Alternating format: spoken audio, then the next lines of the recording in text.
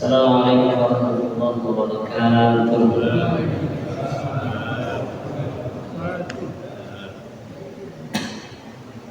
Alhamdulillah alladzi anzala 'alaina al-Qur'an hudan lin-nas wa bayyinatin minal huda wal furqan. Asyhadu an la ilaha illallah wahdahu la syarika lah wa asyhadu anna sayyidana wa nabiyyana Muhammadan 'abduhu wa rasuluhu wa la nabiyya ba'dahu. Allahumma salli wa sallim wa barik wa karrim wa 'azzim ala nabiyyil mustafa sayyidina Muhammad wa ala alihi wa sahbihi wa man tabi'ahum ila yaumiddin, amma ba'du. Ya ayyuhal hafizuna kiram wal musyahiduna fi kulli makan. Segala puji hanya milik Allah yang telah memberikan kita kenikmatan mulai dari nikmat iman, Islam, sehat, dan juga disertai afiat, yaitu manfaat dari sehat tadi. Dikatakan qalilun tashkuruhu khair min katsir la tutiqu. Sedikit nikmat namun disyukuri itu lebih baik dibanding banyak tidak mampu untuk mensyukurinya. Maka nikmat itu diantaranya rezeki, harta, sehat, bahkan ujian yang mampu kita lalui dengan sabar, dengan lapang hati, maka ujian itu menjadi nikmat. Disitulah letaknya ladzatul iman, kenikmatan iman. Tidak akan bisa orang menikmati lezatnya iman kalau di saat ujian datang tidak bisa menerima dengan lapang atas apa yang Allah qadha dan qadarkan. Maka kita ucap minimal alhamdulillahi rabbil alamin. Salawat dan salam tidak lupa kita kirimkan dengan hati dan lisan serta dengan perbuatan yang selalu mengingat apa yang dilakukan, apa yang diperintah Nabi Muhammad sallallahu alaihi wasallam. Para bapak hadirin wal hadirat jamaah Masjid Jami' Al-Falah rahimahullah. Tafsirul Quran atau ta'wil Al-Quran di surat Al-Fatihah, makna kandungan yang ada di dalam surah Al-Fatihah. Al-Quran ini amat mulia, dibuka dengan surah yang judulnya pembukaan. Dikatakan juga Al-Quran atau Al-Fatihah disebut namanya sebagai Asy-Syifa, surat penyembuh. Dalam hadis dikatakan Al-Fatihah lima quri'ah, Al-Fatihah Al-Fatihah tergantung untuk apa dibacakan.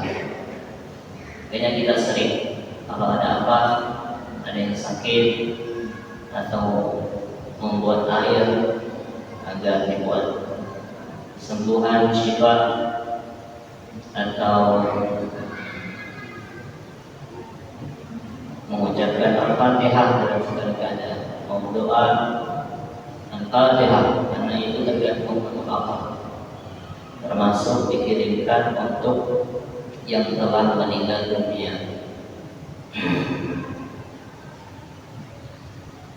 Al-Quran la yamassuhu illa al-mutahharun. Al-Quran ini tidak disentuh kecuali oleh yang suci. Kita akan bahas kemuliaan dan adab kepada Al-Quran terlebih dahulu agar pembukaan tafsir ini betul-betul kita pahami.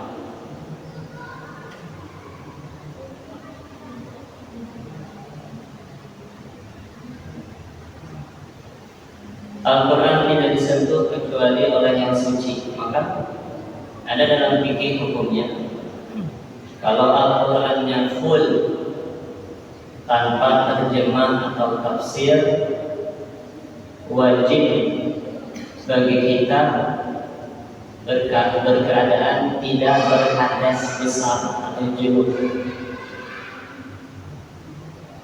Kalau dalam keadaan hadas besar atau junub, maka haram menyentuh Al-Quran dengan sukarela. Kalau dalam keadaan hadas kecil, makruh, maka afdalnya dalam keadaan berwudu.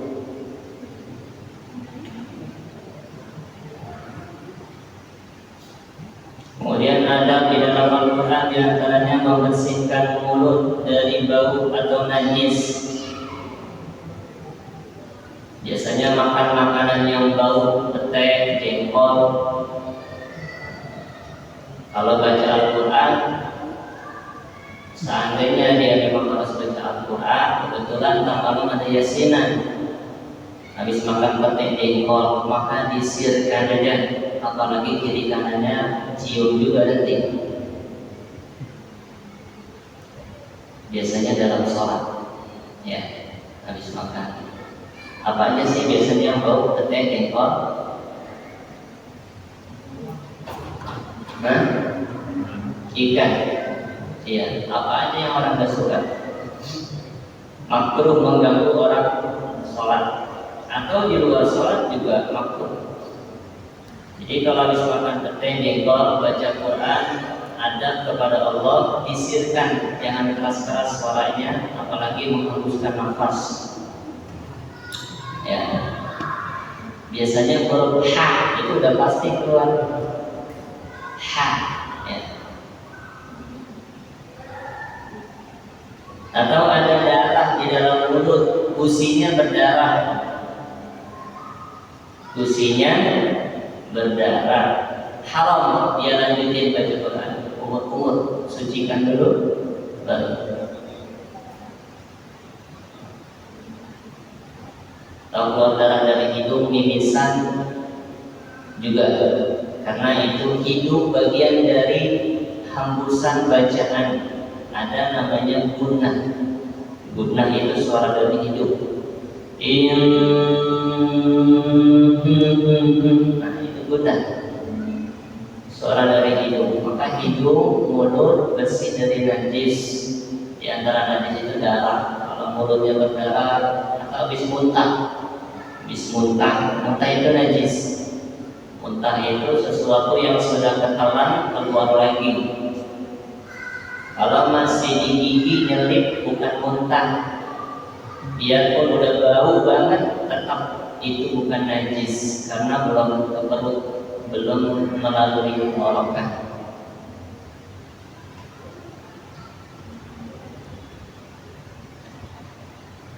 Kemudian baca Al-Quran jangan dilanjut ketika buang angin.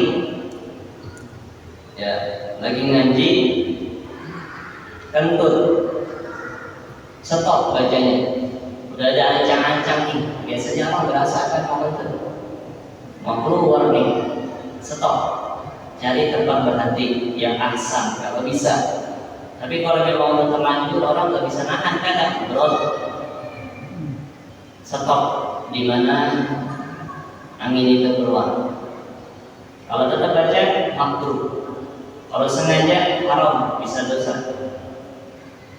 Kalau niat menghinakan Al-Quran dengan tertutup, bisa murtad malah. Quran saya kan kopian, murtad. Tapi kalau nggak sadar tiba-tiba kentut, makruh aja. Baiknya dihindari. Kalau kentut, hentikan baca Al-Quran. Kemudian baca Al-Quran duduk, jangan sambil tiduran. Kadang ada anak hafalannya banyak, menghafal sambil tiduran. Bukan adab dari membaca Al-Quran. Maka hentikan baca Al-Quran kalau sudah capek, ngantuk.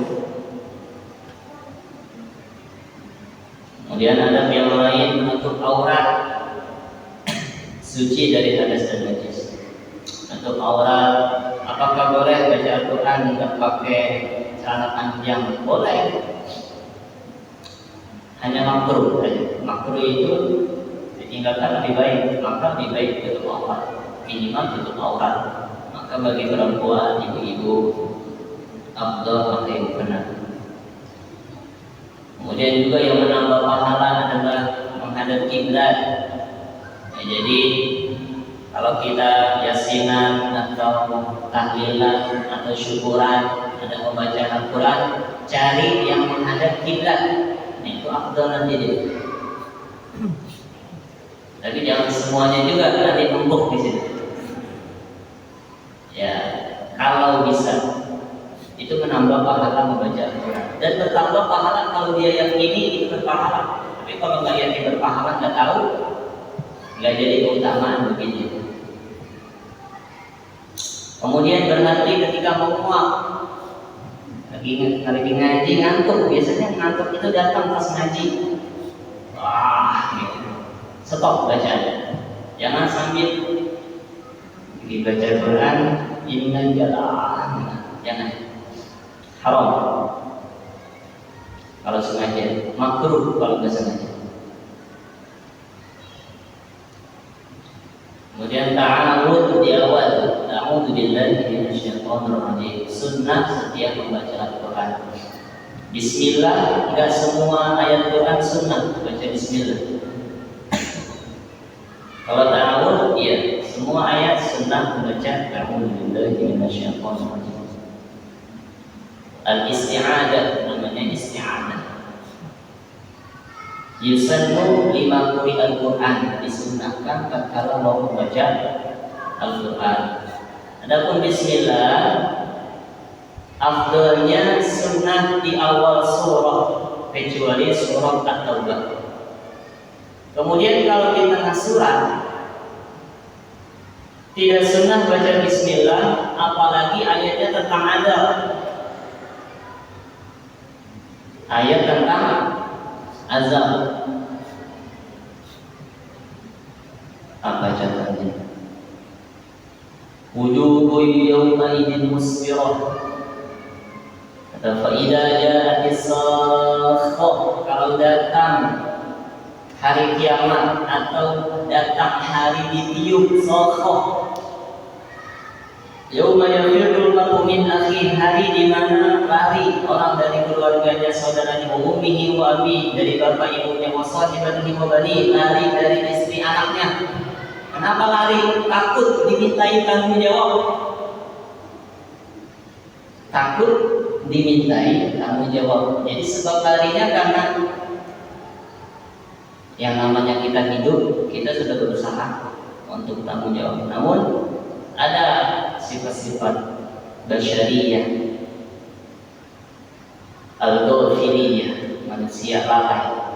Nah, itu kita harus introspeksi terus, berniat menjadi lebih baik terus.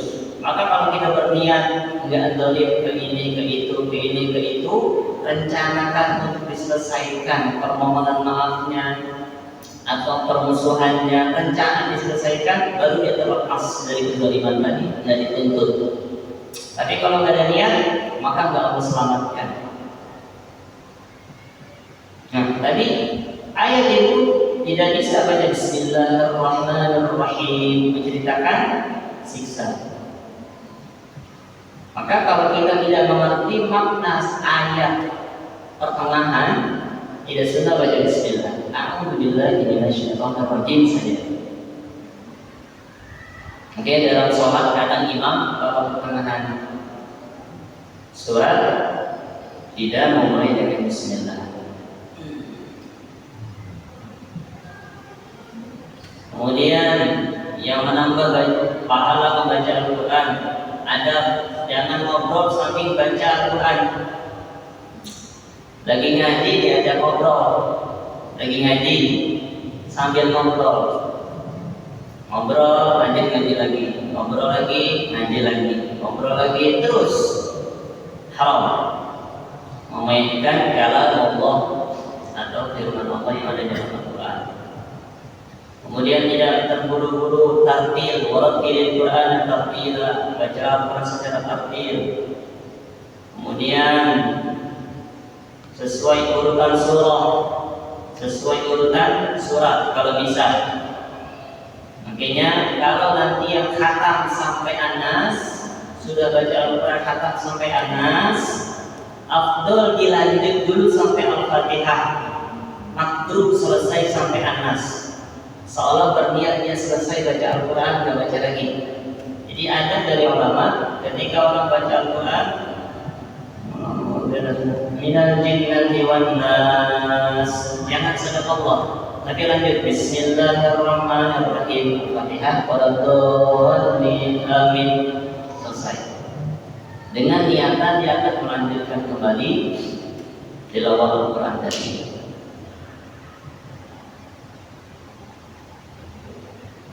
Kemudian orang melihat dengan mata bin nazar.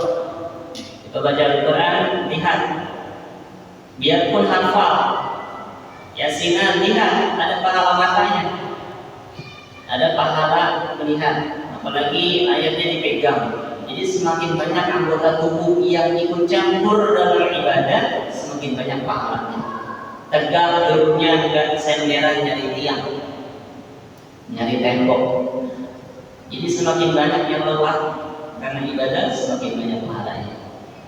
Al-Qurannya dipegang atau diangkat. Tapi ada ulama juga yang berpendapat seandainya dia lebih khusyuk dengan hafalannya, maksudnya adalah ketika dia dengan hafalan maknanya lebih dia resapi, maka afdal bagi penghafal tadi untuk diucapkan secara hafalan. Tapi pada umumnya, daripada kita ucap dengan hafalan yang khusyuk juga, maka kita lihat.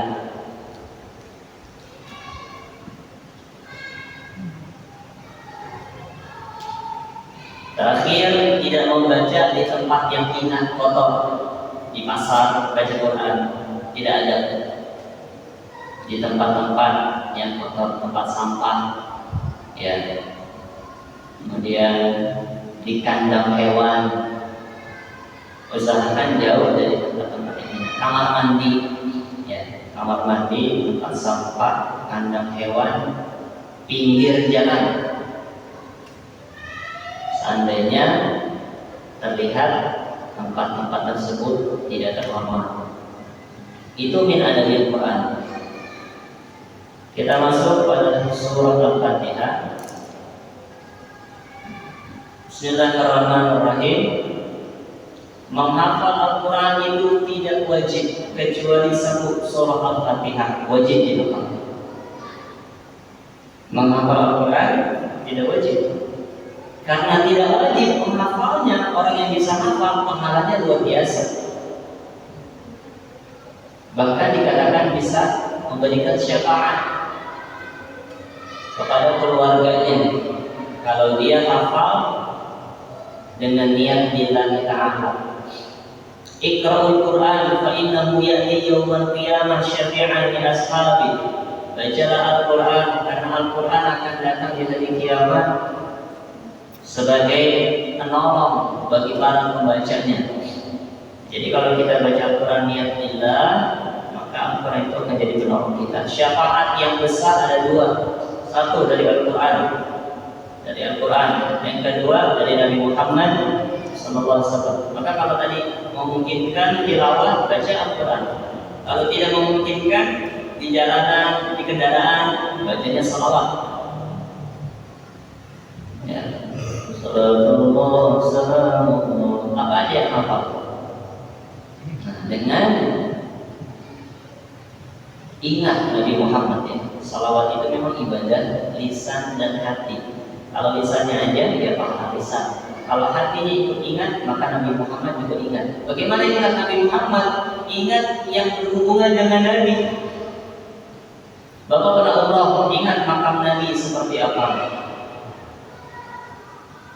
Sejarah Nabi apa? Gunung Uhud, ingat Gunung Uhud. Maka segala sesuatu yang berhubungan dengan Nabi Muhammad yang bisa kita ingat, itu mengingatkan kita kepada Nabi Muhammad.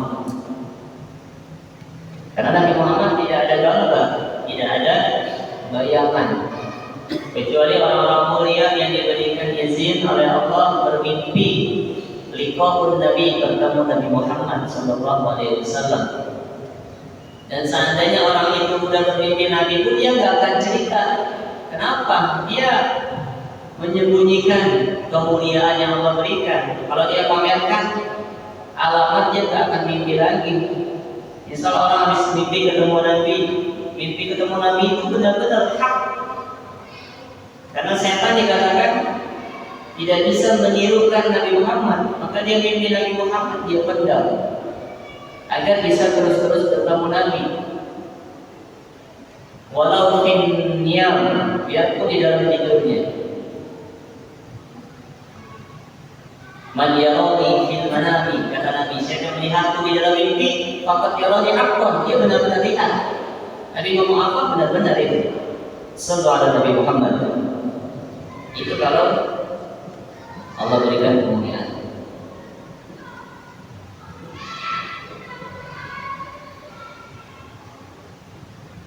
Jadi a'udzu billahi minasyaitonir rajim bukan Al-Qur'an. Maka dalam salat dia dipisah dengan bismillah. Jadi a'udzu sunnah dibaca juga dalam salat. Setelah iftitah atau istiftah, Allahu akbar kabira atau Allahumma ba'id baini, selesai a'udzu billahi minasyaitonir rajim. Harus berhenti. Tidak boleh disambung dengan a'udzu billahi minasyaitonir rajim bismillah, tidak. Untuk membedakan bahwa dia bukan Al-Quran. Rajim. Setiap rakaat sunnah. A'udzu billahi minasyaitonir rajim. Fi madhhab Syafi'iyah, dalam madhab Imam Syafi'i khususnya. Kemudian masuk ayat pertama dalam madhab Syafi'i, Bismillahirrahmanirrahim adalah ayat yang pertama. Maka tidak baca Bismillahirrahmanirrahim dengan niat bahwa itu adalah Al-Fatihah, batalat salatahu, batal salatnya. Kalau dia meyakini madhab Syafi'iyah. Tapi ada kawan-kawan kita dari kalangan madhab lain yang mengikuti guru-gurunya. Jika memahami hal tersebut, marhaban, dipersilakan. Tapi seandainya dia baca Bismillah, dia nggak menyelisihi madhabnya, karena Bismillah nggak membatalkan madhab dia. Tapi dalam Syafi'iyah, bidunil basmalah tanpa Bismillah membatalkan sholat dia. Di madhab Syafi'i. Bismillahirrahmanirrahim. Bismillah dengan nama Allah yang Maha Pengasih, Maha Penyayang. Makna Bismillah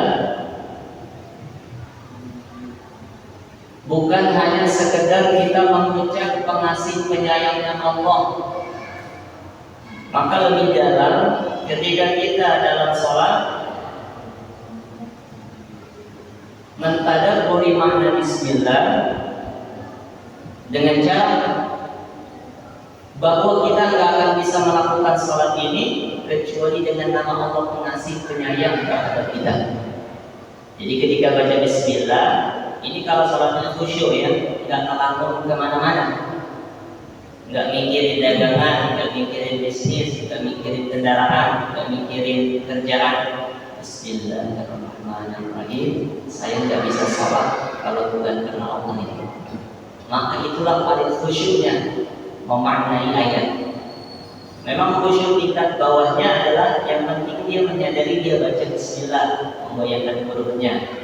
Gak ngerti juga huruf-hurufnya, yang penting dia sadar baca bismillah. Gak ngerti juga dia baca bismillah, yang penting dia sadar lagi sholat.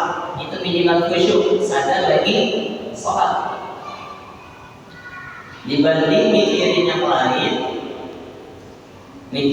lain,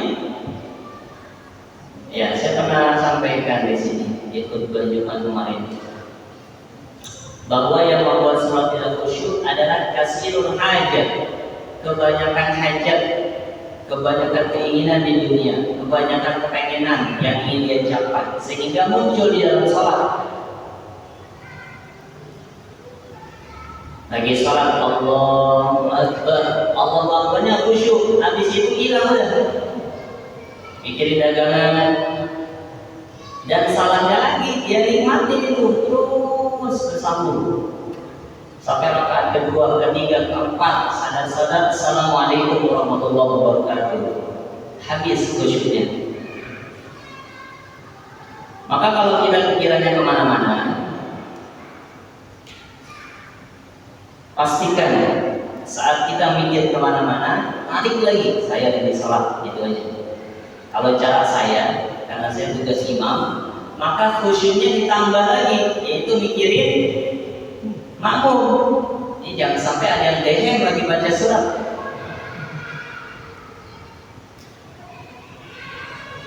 Lagi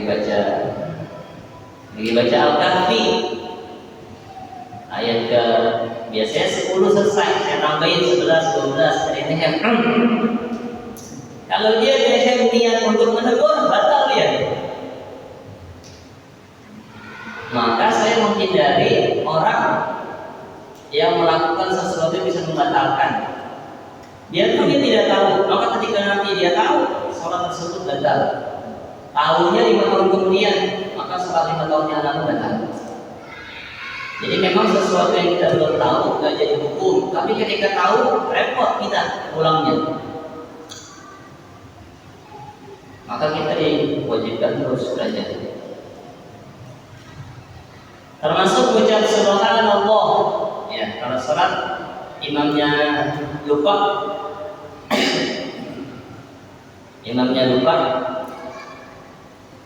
kita dianjurkan ucap subhanallah. Apa arti subhanallah? Apa?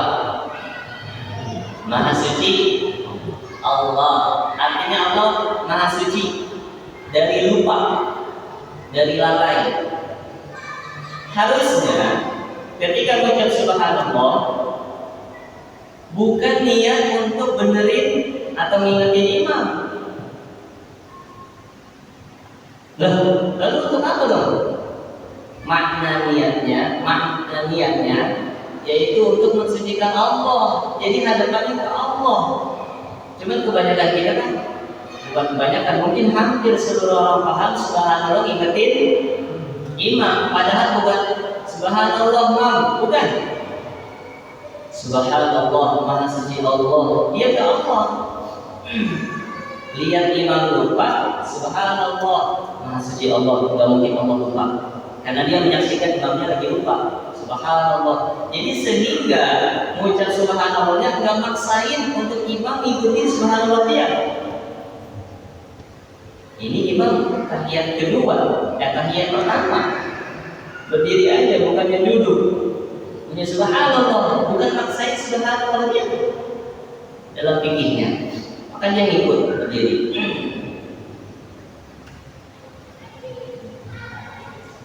Apalagi tahiyat awal adalah hukumnya sunnah, bacaan maupun fi'linya, perbuatannya. Hanya saja di situ adalah sunnah ab'ad, sunnah yang mendekati wajib. Sehingga kalau ditinggalkan sengaja maupun tidak, dia ada sujud namanya sujud sahwi, sujud lupa. Nah, kembali lagi. Jadi bismillahirrahmanirrahim, dengan nama Allah saya bisa sholat. Maka itu paling khusyuk dalam sholat, kita bismillah. Lanjut lagi, alhamdulillahirabbil alamin. Segala puji bagi Allah, Tuhan semesta alam. Maka kita membayangkan, mentadaburi apapun yang Allah berikan kepada kita, keadaan khususnya lagi ada musibah masalah, tetap alhamdulillahirabbil alamin. Maka ketika alhamdulillah, bagi kami menerapkan apa nih masalah hari ini khususnya, alhamdulillahirabbil alamin. Membayangkan masalah itu sambil bersyukur, alhamdulillahirabbil alamin. Ini mah satu aja masalah, sehingga setelah sholat dia tetap menjalankan umat tadi lagi, menerima, menjalankan dengan ketenangan. Ar-Rahman Ar-Rahim, ayat ketiga, pengasih penyayang diulang lagi. Maknanya Allah pencipta semesta alam tadi adalah pengasih penyayang. Ar-Rahman, pengasih, semua makhluk Allah kasih tanpa terkecuali. Kafir muslim, iman fasik, semuanya dikasih. Namun Ar-Rahim hanya diberikan kepada orang beriman aja. Di mana? Di surga nanti. Pengasih penyayang. Setelah kita meyakinkan Allah pengasih penyayang, dilanjut Maliki Yaumiddin, pemilik hari pembalasan. Apa yang kita bayangkan saat itu? Kezaliman kita. Tadi masalah kita saat alhamdulillah, saat Maliki Yaumiddin, Allah akan balas kamu zalim tadi sama orang. Allah akan balas kezalimanmu, sehingga kita setelah selesai sholat tidak akan lanjut kezaliman atau nambah kezaliman lalu. Jadi kalau konsep di dalam sholat semuanya dimaknai ditadaburi, jadilah sholatnya tanha 'anil fahsya wal munkar, mencegah perbuatan keji dan munkar. Kalau dia memaknai sholat tadi, Iyyaka na'budu wa iyyaka nasta'in. Maknanya iyyaka na'budu, hanya kepada Engkau ya Allah kami menyembah. Nah, apa yang selama ini kita sekutukan dengan Allah? Apakah atasan kita sampai kita berlebihan dalam bersikap, bos kita, atau orang-orang yang berpengaruh pada kehidupan dunia kita, sehingga menduakan patuh kepada Allah Subhanahu wa taala. Bayangkan hal ini. Wa iyyaka nasta'in, dan hanya kepada Allah kita meminta. Boleh tidak meminta kepada manusia? Jawabannya, kalau meminta dalam rangka urusan sosial dan tidak dengan harapan yang dibawa sampai ke hati, mafil muskilah, tidak ada masalah. Tapi kalau meminta dengan harapan, yang mana harapan itu hanya ada kepada Allah, maka tidak dianjurkan. Jadi ketika baca iyyaka na'budu wa iyyaka nasta'in, hanya Allah tempat kita meminta dan menyembah. Ihdinas siratal mustaqim, ya Allah, berikan kami jalan yang lurus. Ayat ini sering dijadikan orang ateis atau agama lain untuk menyerang orang Islam. Kenapa? Itu orang Islam tidak lurus-lurus jalannya. Buktinya dia baca terus ihdinas siratal mustaqim. Padahal makna ihdina, makna kalimat berikan petunjuk, makna kalimat amr dalam bahasa Arab, itu maknanya bisa yang tadinya tidak ada menjadi ada, atau yang sudah ada minta diteruskan. Maka mana ihdina di situ? Ya Allah, teruskan, berikan petunjuk kepada kami. Maka kalau dia yakini ihdinas siratal mustaqim, tidak akan terjadi namanya murtad, keluar Islam, nggak percaya Allah, bunuh diri. Kemarin ada yang bunuh diri di Marrakesh, gantung diri pakai tali rapia doang. Nah, Allahu a'lam itu Islam atau bukan. Tapi seandainya Islam,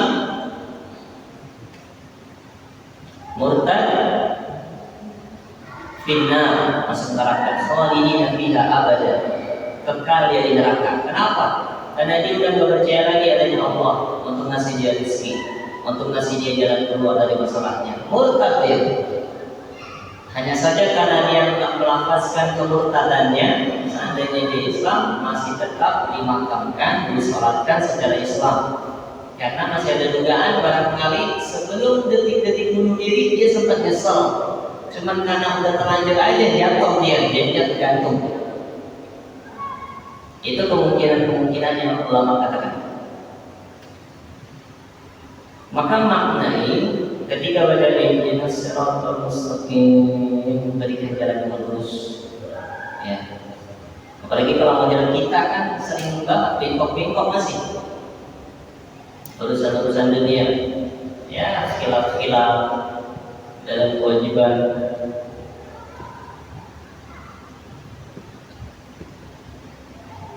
Ayat terakhir, siratal ladzina an'amta 'alaihim ghairil maghdubi 'alaihim waladdallin. Siratal ladzina an'amta 'alaihim, jalan yang Engkau berikan kenikmatan ya Allah atas mereka. Ghairil maghdubi 'alaihim waladdallin, bukan jalan orang yang Engkau murkai dan sesat. Maknanya Yahudi, Nasrani atau di luar Islam. Jadi kalau baca siratal ladzina an'amta 'alaihim, maka bayangkan siratal ladzina an'amta 'alaihim sampai di sini, bayangkan para nabi, orang soleh. Ya Allah, saya pengen jadi kayak dia, orang soleh, para nabi, para rasul. Tapi setelah baca ghairil maghdubi 'alaihim, jangan kayak orang yang memurkai. Karena ada orang kaya yang pelit, ada orang yang zalim, ada orang yang suka mabuk, ada orang yang suka macam-macam. Bayangkan dia agar tidak jadi kayak dia. Atau lebih gampang, bayangkan ada Fir'aun, ghairil maghdubi 'alaihim. Ya. Kan banyak tuh berseliweran jasad Fir'aun di YouTube, di ini kita pernah lihat. Bayangkan sedikit. Itulah khusyuk di dalam sholat, memaknai makna yang kita baca. Jadi sadar gerakan, sadar yang diucap. Nah, itulah diantara makna suratul Fatihah. Allahu a'lam bishawab. Terima kasih. Terima kasih Ustaz atas ilmunya. Semoga bisa menambah kekhusyuan kita dalam sholat, khususnya dalam membaca Fatihah. Baik, kita tutup.